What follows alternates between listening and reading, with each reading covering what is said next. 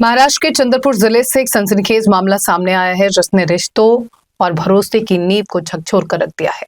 भद्रावती क्षेत्र में head constable Jayant बल्लावार की मौत को पहले सामान्य माना गया था, लेकिन अब ये एक सुनियोजित हत्या का मामला साबित हुआ है।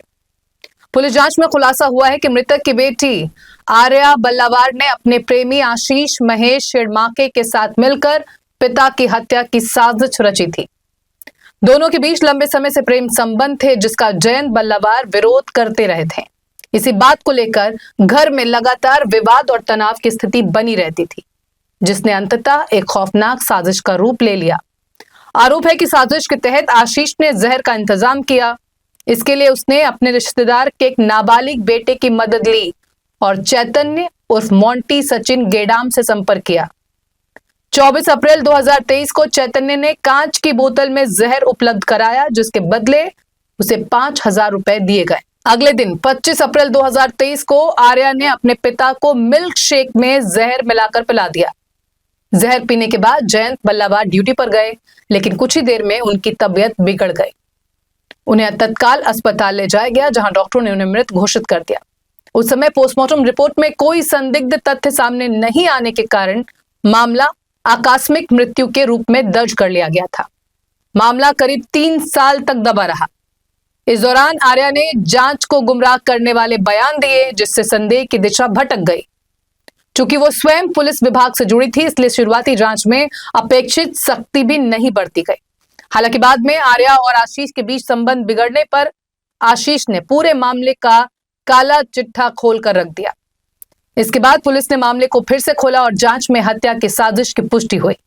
फिलहाल पुलिस ने आरोपियों के खिलाफ हत्या, साजिश और सबूत मिटाने की धाराओं में मामला दर्ज कर आगे की कार्रवाई शुरू कर दी है। पोलीस स्टेशन रामनगर चंद्रपुर यहाँ पे एक अर्ज दाखल हुआ।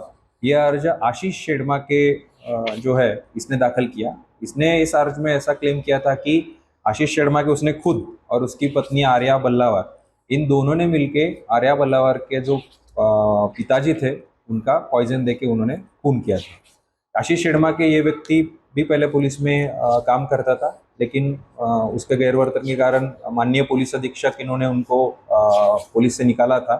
तो इस अर्ज का चौकसी पुलिस स्टेशन रामनगर यहाँ के पुलिस निरीक्षक आसिफ राजा शेख साहब और उनकी टीम ने किया, और जो भी इसमें संशयित व्यक्ति थे उनको जब लाया गया तो उन्होंने इस चीज़ का उन्होंने खुद ने सपोर्ट किया कि हमने ऐसा किया है करके।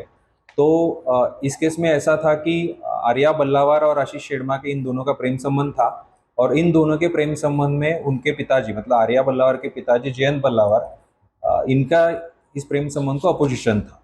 तो इसके कारण इन दोनों ने ऐसा तय किया कि हमारे इस अपोजिशन को हम खत्म करते और पिताजी को मार डालते। तो इसके कारण आशीष शिड़माके ने उसके फ्रेंड के द्वारा एक पॉइजन का वगैरह अरेंजमेंट किया और वो आर्या बल्लावार को दिया।